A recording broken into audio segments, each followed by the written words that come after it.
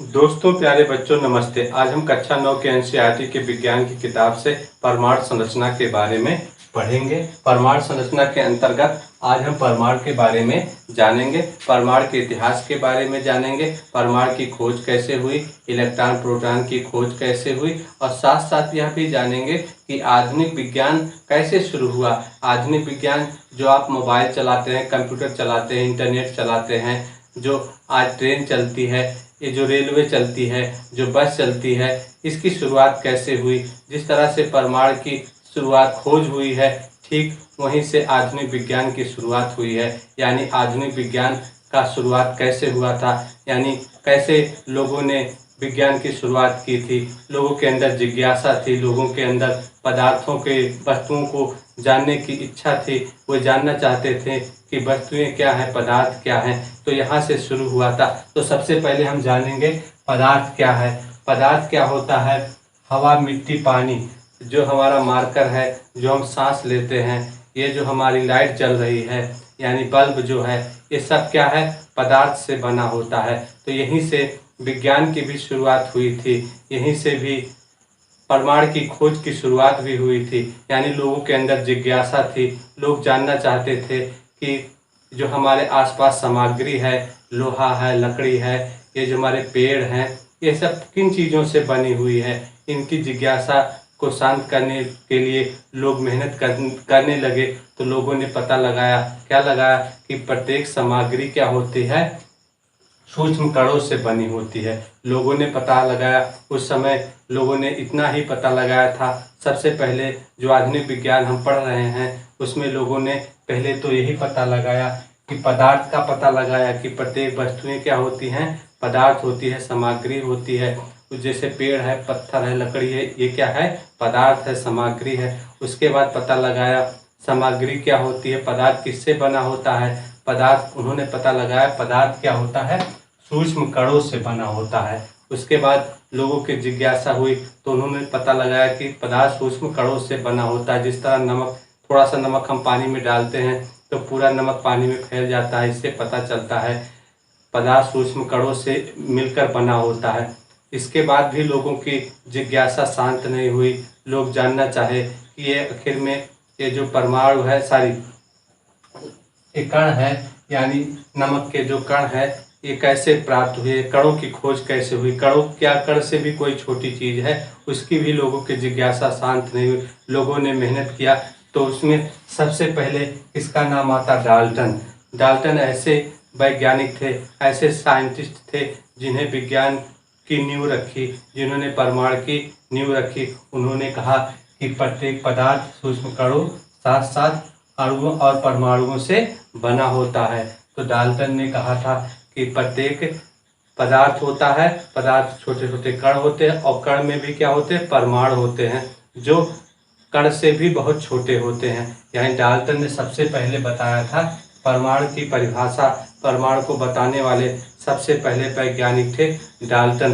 तो उन्होंने कहा था कि प्रत्येक परमाणु, प्रत्येक वस्तुएं, प्रत्येक सामग्री परमाणु से बना होता है, जिसके कारण से उनको 1808 ईस्वी में नोबेल प्राइज मिला था। यानी विज्ञान का सर्वोच्च पुरस्कार होता है। 1808 ईस्वी में डाल्टन को नोबेल प्राइज मिला था। और डाल्टन ने एक प्रश्न और कहा था कि परमाणु से अब छोटा कण नहीं मिल सकता, मतलब परमाणु को हम तोड़ नहीं सकते हैं। यानी परमाणु को छोटे छोटे कणों में हम बांट नहीं सकते हैं। इतना उन्होंने कहा था। फिर भी लोगों की जिज्ञासाएं नहीं शांत हुई।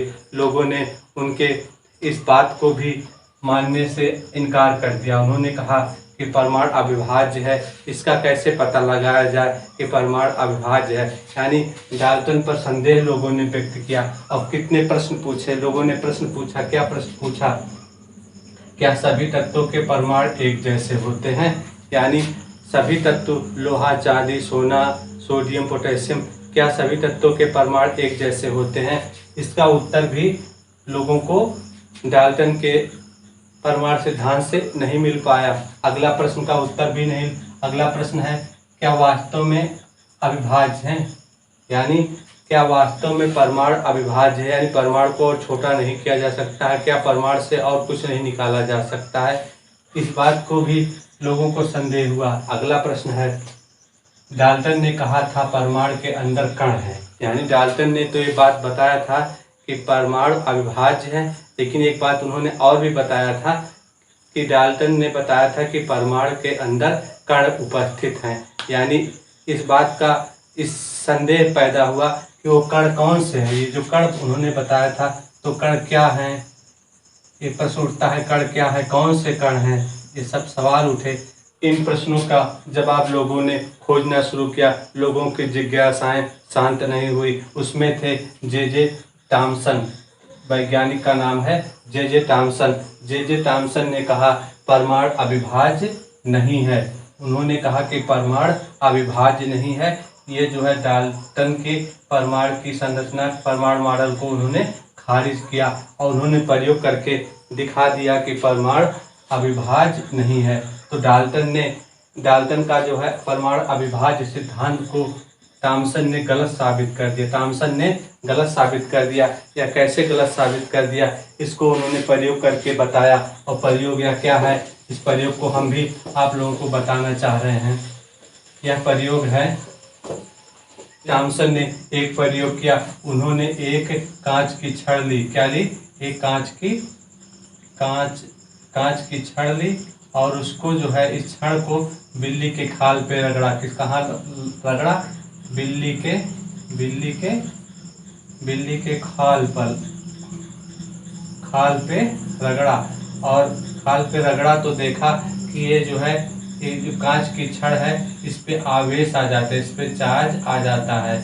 तो ये जो है, यदि चार्ज आ जाता है तो ये चार्ज कहाँ से आ जाता है? इस चार्ज को कहने का मतलब है, यदि परमाणु अविभाज्य है तो ये चार्ज कहाँ से निकल आता है? ये परमाणु से ही तो ये बाहर निकल करके ये आवेश चार्ज दिखाता है, धन या ऋण चार्ज आ जाता है। जिसके कारण से आप इस प्रयोग को देख सकते हैं। आप एक कंघी लेते हैं, जो बाल झाड़ने वाली कंघी लेते हैं, उसको सूखे बाल में रगड़ करके आप छोटे छोटे कागज के टुकड़े के पास ले जाते हैं, तो उस पर जो है कागज का टुकड़ा उस कंघी पर चिपक जाता है। यानी ये जो है प्लास्टिक की कोई वस्तु है, कंघी है, वो आवेशित हो जाती है। इसके कारण से तो जे टॉमसन ने बताया कि जो है परमाणु अविभाज्य नहीं है, परमाणु छोटे छोटे कणों से मिलकर बना है। जो डाल्टन ने भी बताया था, वो कण कौन सा है? उन्होंने कहा था कि ये परमाणु जो है अविभाज्य नहीं है। उसमें टॉमसन ने गलत सिद्ध कर दिया और कहा कि परमाणु विभाजित है और वो छोटे कणों से मिलकर बना है। और इलेक्ट्रॉन की खोज जे टॉमसन ने इलेक्ट्रॉन की खोज की थी, जिसके कारण से 1906 ईस्वी में टॉमसन को भी विज्ञान का नोबेल प्राइज मिला। अगला है, इससे पहले कुछ बातें और बतानी है। 1886 ईस्वी में गोल्डस्टीन ने कैनाल या धन किरणों की खोज की थी। यानी धन किरणों का मतलब होता है प्रोटॉन की भी खोज की थी। यानी इससे पहले ही, यानी 1906 और 1886 में ही गोल्डस्टीन ने कैनाल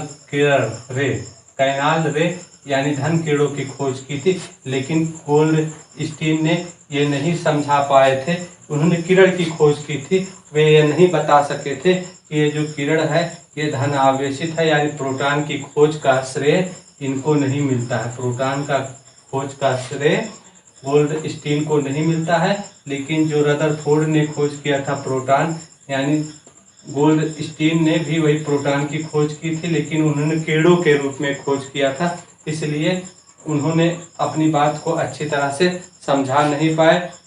उसका श्रेय, प्रोटॉन का खोज का श्रेय रदरफोर्ड को जाता है।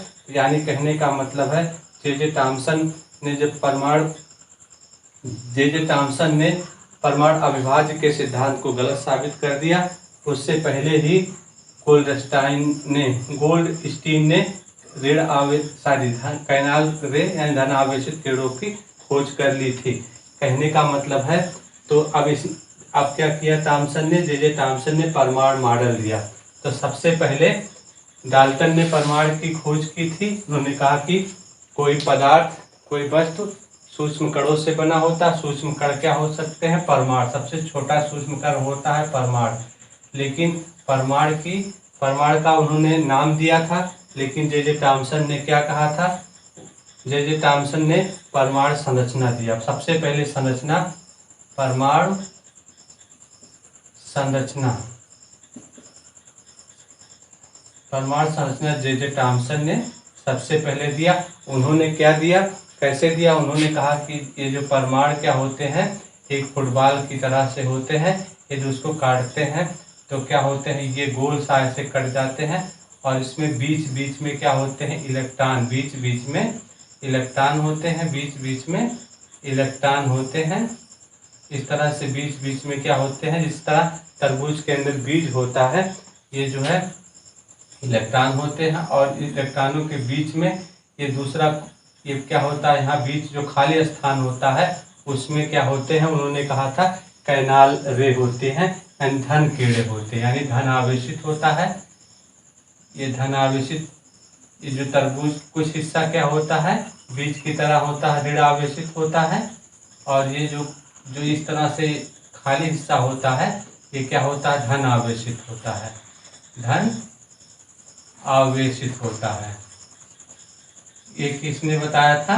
ये बताया था जे थॉमसन ने बताया। तो सबसे पहले परमाणु मॉडल को इन्होंने कहा था कि इसलिए परमाणु क्या होता है? उदासीन होता है। क्या होता है? उदासीन होता है। परमाणु कैसा होता है?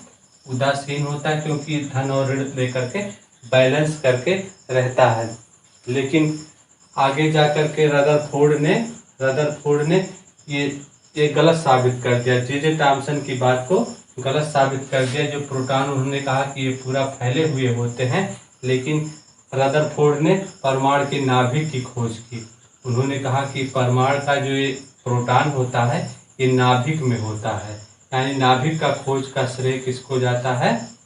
नाभिक का खोज का रदरफोर्ड को जाता है। 1902 साल बाद 1908 ईस्वी में अब इसको भौतिकी क्षेत्र में रदरफोर्ड को नाभिक के खोज के लिए और प्रोटॉन को सही जगह पर बताने के लिए, यानी प्रोटॉन तो पहले खोज हो चुका था गोल्डस्टीन के द्वारा, लेकिन नाम तो रदरफोर्ड के नाम जाता है। प्रोटॉन का खोज का श्रेय रदरफोर्ड को जाता है। उन्होंने बताया कि परमाणु नाभिक में होता है, इस तरह ये फैले नहीं होते हैं।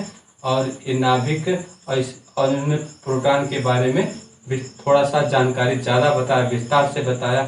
इसलिए रदरफोर्ड को 1908 में नोबेल प्राइज मिलता है। इस तरह से आधुनिक विज्ञान की शुरुआत होती है।